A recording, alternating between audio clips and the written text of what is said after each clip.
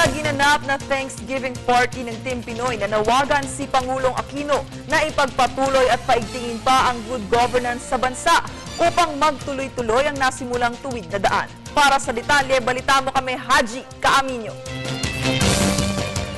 Asahan na umano ang pagpapaigting ng good governance ng Administrasyong Aquino sa susunod na 3 taon.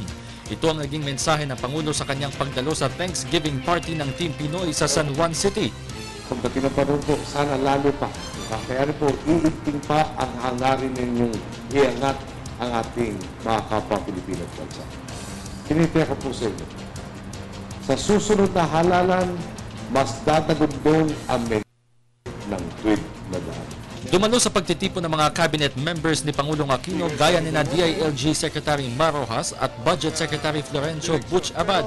Naroon din si House Speaker Feliciano Sonny Belmonte, campaign manager ng Team Pinoy na si Senator Franklin Drilon na isa sa mga napipisil na maging susunod na Senate President at ang ilan sa mga miyembro ng Magic 12 senatorial lineup.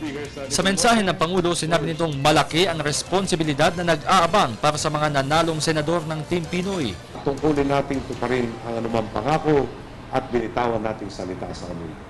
Lagi sana natin tandaan na bago pa man tayo nagpasyang pumili at likumin ang mga magiging bahagi ng koalisyon, alam nating hindi madali ang laban na ito. Nagpasya tayong magkapit-bisig, hindi lang para may matawag tayong koalisyon. Hindi ito para sa kanya-kanya nating partido o para sa sarili natin. Ginawa natin ito para sa mga Pilipino. Ginawa natin ito para patunayan sa kanilang pwede magpatuloy ang pagbabago, pwede silang mangarap, at pwedeng magkatotoo ang mga inaangad nila sa inaarap. Samantala, pinayuhan naman ni Pangulong Aquino ang mga natalong senatoriables na huwag panghinaan ng loob at sa halip ay patuloy na magsilbi sa bayan kahit na walang posisyon.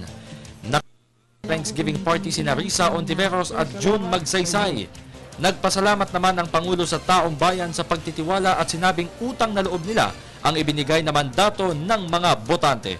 Para sa Telebisyon ng Bayan, Haji Kaaminyo.